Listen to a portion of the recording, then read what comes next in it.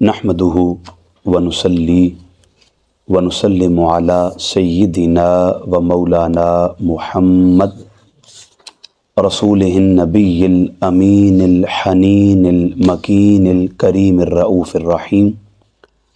अम्मा बाद फ़अऊज़ु बिल्लाहि मिनश शैतानिर रजीम। बिस्मिल्लाहिर रहमानिर रहीम। क़ाल अल्लाहु तबारक व तआला फ़िल कलामिल मजीद फ़ुरक़ानिल हमीद। इन्नल्लाह युहिब्बुत तव्वाबीन व युहिब्बुल मुतत्तहिरीन। सदक़ल्लाहुल अज़ीम व सदक़ रसूलुहुन नबियुल करीम।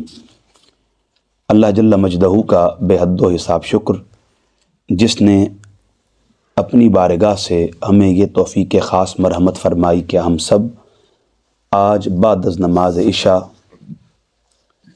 तरबियती नशिस्त के इस पहले रोज़ के सेशन में हाज़िर हैं।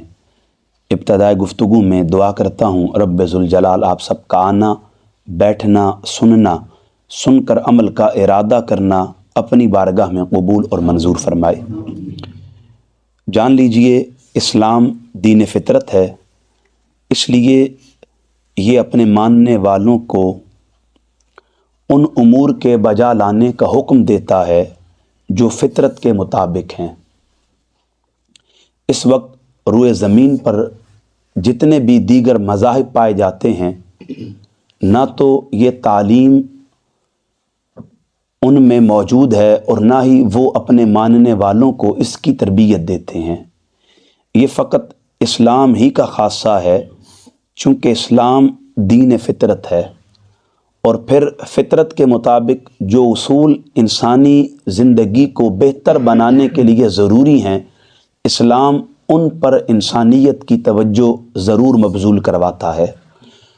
उनमें से एक बेहतरीन गोशा वो तहारत व पाकीज़गी और नफ़ासत व नज़ाफ़त का है। जान लीजिए, इस तहारत की अहमियत को उजागर करते हुए अल्लाह जल्ल मजदहू ने कुरान मजीद में इरशाद फरमाया, सूरह बकरा में 222 नंबर आयत, इन्नल्लाह युहिब्बुत तव्वाबीन व युहिब्बुल मुतत्तहिरीन। बेशक अल्लाह तौबा करने वालों और पाक और साफ़ रहने वालों को पसंद फरमाता है। आका करीम अलैहिस्सलातु वस्सलाम ने इस तहारत की अहमियत को उजागर करते हुए इरशाद फरमाया, अन अबी मालिक अल-अशअरी रदियल्लाहु ताला अन्हु क़ाला क़ाल रसूलुल्लाह सल्लल्लाहु ताला अलैहि वसल्लम अत्तहूरु शत्रुल ईमान। तहारत निस्फ़ ईमान है। इसी तरह आका करीम अलैहिस्सलातु वस्सलाम ने इरशाद फरमाया, मिफ्ताहुल जन्नत सलात। नमाज जन्नत की कुंजी है। फिर बिल मुत्तसिल आका ने फरमाया, व मिफ्ताहुस सलाति तहारा। और जान लो, नमाज जन्नत की कुंजी है और नमाज की कुंजी तहारत है। बुनियादी तौर पर इबादत का सबसे अहम जुज़ वो नमाज है। आपकी नमाज उस वक्त तक शुरू नहीं हो सकती, इबादत का उस वक्त तक आगाज़ नहीं हो सकता जब तक आपने तहारत हासिल ना कर ली हो। इसी उसूल के पेश नज़र आका करीम ने फरमाया, इफ्तिताहुस सलात तुहूर। नमाज का आगाज़ तहारत है। यानी हुजूर का ये इरशाद बता रहा है कि नमाज उस वक्त तक शुरू ही नहीं होती जब तक बंदा पाक और साफ़ नहीं होता। बाज़ औक़ात ऐसा लगता है कि एक इंसान ने बहुत खूबसूरत लिबास पहना हुआ है। खूबसूरत लिबास पहनना उसके पाक होने की निशानी नहीं है। पाक होना और बात है, अच्छा लिबास पहनना और बात है। पाक होने का मतलब यह है कि जिस्म को ज़ाहिरी ग़िलादत से भी पाक किया जाए और बातिन की ग़िलादत से भी पाक किया जाए। वो गंदगी, वो निजासत जो उसके जिस्म पर नज़र आ रही है, लिबास की सूरत में उसे भी साफ़ करना, और जो उसके जिस्म के अंदर लगी हुई है, लिबास के सबब जो नज़र नहीं आ रही, उसे भी साफ़ करना, ये तहारत है। और इसके बगैर कोई इबादत शुरू नहीं होती। इसलिए तहारत का होना ये बड़ा ज़रूरी है। जब आप तहारत को हासिल करना चाहते हैं तो तहारत से पहले आपको निजासत को समझना बड़ा ज़रूरी है। गंदगी के बारे में आपको जानना बड़ा ज़रूरी है कि वो कौन से उमूर हैं जिनकी वजह से इंसान तहारत हासिल नहीं कर पाता। अब मैंने आपसे कहा कि तहारत से पहले निजासत को समझना बड़ा ज़रूरी है। निजासत किसे कहते हैं? गंदगी को। طہارت کہتے ہیں پاکیزگی اور صفائی کو۔ اب نجاست کیا ہے؟ نجاست کی عمومی طور پر دو قسمیں علماء بیان کرتے ہیں، ایک نجاست حقیقی اور ایک نجاست حکمی۔ نجاست حقیقی کیا ہے؟ وہ نجاست جو کپڑوں پر یا بدن پر لگ جائے اور نظر آنے والی ہو، جیسے بڑا پیشاب ہے یا جیسے منی کے قطرے ہیں۔ وہ نجاست جو کپڑوں پر لگے یا بدن پر لگے نظر آئے اسے نجاست حقیقی کہتے ہیں۔ اور دوسری نجاست حکمی ہے، جیسے ہوا کا خارج ہو جانا۔ اب جس کی ہوا خارج ہو وہ نظر تو نہیں آتی، لیکن ہوا خارج ہونا بھی چونکہ ایک نجاست ہے تو اس سے نجاست حکمی قرار دیا گیا۔ اب ان دو نجاستوں میں ایک نجاست حقیقی ہوئی اور ایک نجاست حکمی۔ نجاست حقیقی سے مراد وہ نجاست جو نظر آ جائے، اور نجاست حکمی سے مراد جو نظر نہیں آتی۔ اب نجاست حقیقی کی بھی دو قسمیں ہیں اور نجاست حکمی کی بھی دو قسمیں ہیں۔ نجاست حقیقی کی دو قسمیں کیا ہیں؟ ایک نجاست غلیظہ اور ایک نجاست خفیفہ۔ نجاست غلیظہ کیا ہے؟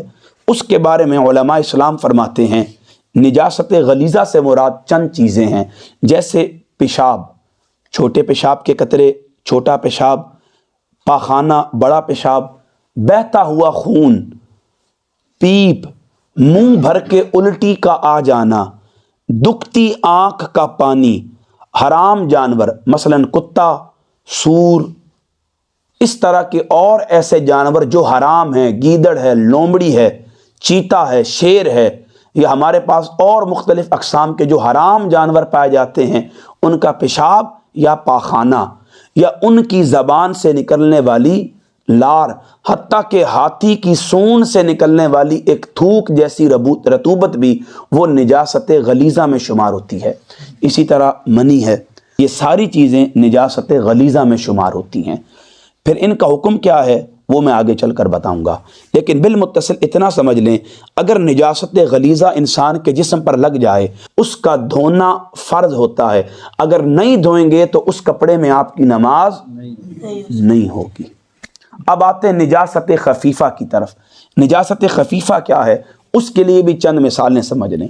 حلال جانور جن کا گوشت کھایا جاتا ہے، جن کا گوشت کھایا جاتا ہے، اگر گائے، بھینس، بکری، اونٹ، بھیڑ، مینڈا اور گھوڑے کا پیشاب آپ کے جسم پر لگ جائے تو اس کے بارے میں علماء نے ایک حکم دیا ہے۔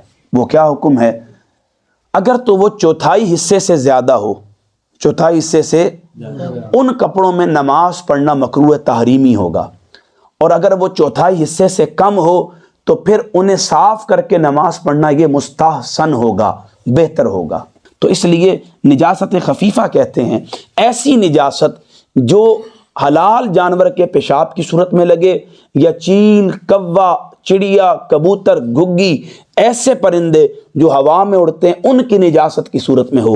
اگر وہ کپڑے پہ لگ جائے، چوتھائی سے زیادہ ہے، دھونا ضروری ہے، نہیں دھوئیں گے تو مکروہ تحریمی ہے، اور اگر چوتھائی سے کم ہے تو اس کا دھو لینا بہتر ہے۔ اب اگر جان لیجئے نجاست حکمی، نجاست غلیظہ بھی ہو گئی اور نجاست خفیفہ بھی ہو گئی، اور یہ دو قسمیں تھیں نجاست حقیقی کی۔ اب آتے ہیں نجاست حکمی کی طرف۔ نجاست حکمی کی بھی دو قسمیں ہیں۔ وہ دو قسمیں کون سی ہیں؟ ایک ہے حدث اکبر اور ایک ہے حدث اصغر۔ حدث اکبر کیا ہے؟ ایسی نجاست جس سے غسل لازم آ جاتا ہے، اور حدث اصغر ایسی ہے جس سے غسل تو نہیں آتا لیکن وضو انسان پر لازم آ جاتا ہے۔ حدث اصغر یہ مختلف امور ہیں، اس پر میں اشارتاً بات کر لوں گا۔ حدث اکبر پر، حدث اکبر کیا ہے کہ مرد و عورت کا آپس میں ملنا، اس طرح منی کا نکلنا، سوتے میں احتلام کا ہو جانا، اس سے انسان پر غسل واجب ہوتا ہے، اس سے حدث اکبر کہتے ہیں۔ اور حدث اصغر کیا ہے؟ جیسے ہوا کا نکل جانا، پیشاب کا آ جانا، پیشاب کے قطروں کا نکل جانا، جسم سے خون نکل جائے، منہ بھر کے الٹی آ جائے، کان سے یا جسم کے کسی حصے سے پیپ نکل آئے، آنکھ سے درد کی صورت میں آنسو بہہ جائیں، ان امور سے وضو ٹوٹ جاتا ہے اور اس سے حدث اصغر کہتے ہیں۔ اب ان چاروں باتوں کو سمجھنے کے بعد یہاں ایک لمحے کے لیے رک کر بنیادی طور پر کچھ احکامات کو سمجھ لیں تاکہ آپ کو شرعی حکم کو سمجھنا آسان ہو۔ کچھ چیزیں فرض ہوتی ہیں جن کو چھوڑنا حرام ہوتا ہے، کچھ چیزیں واجب ہوتی ہیں، کچھ چیزیں مستحب ہوتی ہیں، کچھ چیزیں سنت ہوتی ہیں، کچھ چیزیں مکروہ ہوتی ہیں، کچھ چیزیں مباح ہوتی ہیں۔ فرض کیا ہے؟ جو دلیل قطعی یعنی ایسی دلیل سے ثابت ہو جس میں کوئی شک نہ ہو، جیسے اللہ کی آیات ہیں، قرآن کی آیات، یہ ساری کی ساری دلیلیں قطعی ہیں۔ جیسے نماز یہ قرآن سے ثابت ہے، روزہ یہ قرآن سے ثابت ہے، زکوٰۃ یہ قرآن سے ثابت ہے، حج یہ قرآن سے ثابت ہے، توحید و رسالت یہ قرآن سے ثابت ہیں، اور ایسے بہت سے امور ہیں جو قرآن سے ثابت ہیں۔ اگر کوئی ان میں لمحہ بھر بھی نرمی کرے گا وہ اسی لمحے ایمان سے خارج ہو جائے گا۔ اس کے بعد آتا ہے واجب۔ واجب کیا ہوتا ہے؟ واجب کے بارے کہا جاتا ہے جو دلیل شرعی ظنی سے ثابت ہو، اس کے ترک کرنے یا سہون رہ جانے سے عبادت ہو جاتی ہے مگر ناقص ہوتی ہے۔ اس کا ترک کرنا گناہ اور سجدہ سہو کا کرنا ضروری ہوتا ہے۔ واجب وہ ہوتا ہے اگر آپ اسے ارادتاً ترک کر دیں گے گناہگار اور اللہ کی بارگاہ میں قابل سزا ہوں گے، اور اگر آپ اسے غلطی سے ترک کر دیتے ہیں یاد آ جانے پر اس کا لوٹانا ضروری ہوگا۔ اگر نماز میں کوئی شے واجب ہے آپ اسے جان بوجھ کر چھوڑتے ہیں آپ کی نماز ہی نہیں، اور اگر آپ اسے غیر ارادی طور پر بھول جاتے ہیں اور آپ کو تشہد میں یاد آ جاتا ہے تو سجدہ سہو کرنا ضروری ہوتا ہے۔ اب اس کی ایک مثال ہے، آپ عشاء کی نماز ابھی پڑھ کر بیٹھے ہیں، عشاء کی نماز کے آخر میں جو 3 وتر پڑھتے ہیں یہ کیا ہیں؟ اونچا بولیں، واجب ہیں۔ اگر کوئی یہ جان بوجھ کر چھوڑ دے گا تو وہ گناہگار ہوگا اور مستحق سزا ہوگا۔ اور نماز میں اگر آپ کوئی فرض بھول جاتے ہیں تو آپ کی نماز ہی نہیں ہوگی، اور اگر دوران نماز کوئی واجب بھول جاتے ہیں یا کوئی ایسی غلطی کرتے ہیں جس سے نماز میں شک پیدا ہونے کا شبہ ہوتا ہے تو پھر آپ آخر میں کیا کرتے ہیں؟ یہ سجدہ سہو کرنا کیا ہے؟ واجب ہے۔ یہ نہیں کریں گے تو آپ کی نماز ہی نہیں ہوگی۔ اسی طرح سنت مؤکدہ ہے، وہ سنت جو آقا کریم نے ساری عمر کی اور ایک لمحہ بھی حضور نے اس سنت کو نہیں چھوڑا، اسے سنت مؤکدہ کہتے ہیں۔ جیسے فجر کی نماز کی پہلی 2 سنتیں، ظہر کی نماز کی پہلی 4 سنتیں۔ اس کے بعد سنت غیر مؤکدہ ہے جس پر آقا کریم نے سختی نہیں فرمائی، جیسے عصر کی پہلی 4 سنتیں ہیں، یہ سنت غیر مؤکدہ ہیں۔ اس کو کوئی کرتا ہے تو اس کو ثواب ہے، اگر کوئی نہیں کرتا تو وہ مستحق گناہ نہیں ہے۔ اس کے بعد آتا ہے مستحب۔ مستحب کہتے ہیں وہ کام جس کا کرنا بہتر ہے اور جس کا نہ کرنا گناہ نہیں ہے۔ اس کے بعد ہے حرام۔ حرام یہ فرض کے مد مقابل میں ہے، مثلا قتل کرنا یہ کیا ہے؟ حرام ہے۔ کوئی گناہ کبیرہ کا ارتکاب کرنا یہ کیا ہے؟ اس میں زنا آتا ہے، اس میں چوری آتی ہے، بددیانتی آتی ہے، رشوت لینا آتا ہے۔ اس طرح کے امور فعل حرام قرار دیے جاتے ہیں، لیکن ان کو سر انجام دینے والا وہ کافر نہیں ہوتا، بلکہ اس کے لیے توبہ کا دروازہ بھی کھلا رکھا جاتا ہے اور اسے گناہ کبیرہ بنا کر اللہ اور اس کے رسول کی بارگاہ میں مستحق عتاب اور جہنم میں مستحق عذاب بنا دیا جاتا ہے۔ ایسے امور جو حرام قرار دیے جاتے ہیں ان سے بچنا چاہیے اور اللہ کے حضور ان سے ہمیشہ توبہ کرنی چاہیے۔ ہاں، کب یہ حرام کام انسان کے لیے کفر بن جاتے ہیں؟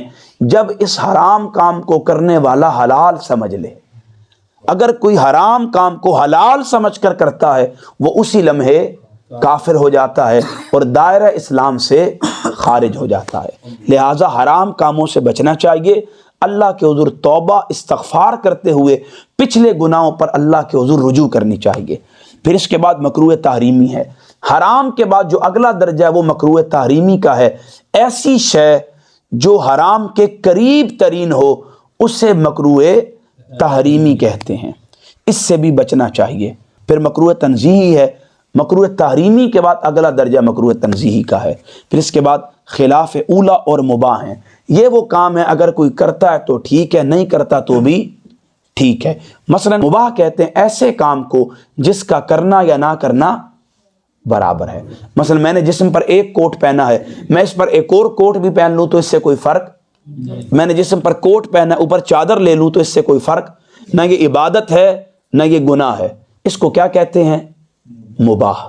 یہ مباح کی تعریف ہے۔ اب ان ساری باتوں کو سمجھنے کے بعد اگر ہم انہیں دہرانا چاہیں تو کیا دہرا سکتے ہیں؟ ہم نے نجاست کی کتنی قسمیں پڑھی؟ 4 قسمیں۔ سب سے پہلے بنیادی طور پر 2 قسمیں پڑھی، ایک نجاست حقیقی اور ایک نجاست حکمی۔ پھر نجاست حقیقی کی آگے 2 قسمیں پڑھی، ایک نجاست غلیظہ اور ایک نجاست خفیفہ۔ پھر نجاست حکمی کی آگے 2 قسمیں پڑھی، ایک حدث اکبر اور ایک حدث اصغر۔ نجاست حقیقی کی جو 2 قسمیں ہیں ان میں پہلی قسم ہے نجاست غلیظہ، ایسی نجاست جس کا صاف کرنا ضروری ہے، اگر صاف نہیں کریں گے تو ان کپڑوں میں نماز جسم پر لگی ہے تو طہارت قبول نہیں ہوگی۔ اور نجاست خفیفہ، ایسی طہارت اگر وہ 1/4 سے کم ہو تو اس کا پاک کرنا بہتر ہے، 1/4 سے زیادہ ہو تو پاک کرنا ضروری ہے۔ اور نجاست حدث اور پھر نجاست حکمی کی جو 2 قسمیں تھی، حدث اکبر ایسی نجاست جس سے غسل واجب ہوتا ہے، اور حدث اصغر ایسی نجاست جس سے وضو واجب ہوتا ہے۔ یہ 4 باتیں ہم نے پڑھی، پھر ان کو مختلف اقسام کے ساتھ پڑھنے کے بعد ہم نے ادلہ شرعیہ کے مطابق حکم کو پڑھا۔ جو قطعیات ہیں اس میں سب سے پہلا درجہ فرض کا ہے، فرض کے بالمقابل کیا آتا ہے؟ حرام۔ دوسرا درجہ واجب کا ہے جس کے مقابل آتا ہے مکروہ تحریمی۔ تیسرا درجہ سنت مؤکدہ کا ہے جس کے مقابل آتا ہے اصحاءت۔ چوتھا درجہ سنت غیر مؤکدہ کا ہے جس کے مقابل آتا ہے مکروہ تنزیہی۔ 5واں درجہ مستحب کا ہے جس کے مقابل خلاف اولا آتا ہے، اور 6واں درجہ کس کا ہے؟ مباح کا۔ یہ آج ہم نے طہارت سے پہلے نجاست اور اس پر آنے والے شرعی احکامات کو پڑھا۔ ہم نے جانا کہ نجاست کیا ہے اور نجاست کی کتنی قسمیں ہیں، شرعی احکامات کیا ہیں اور ان کی کتنی قسمیں ہیں۔ اللہ پاک ہمیں اسے اپنے حافظہ میں محفوظ کرنے کی ہمت اور توفیق عطا فرمائے۔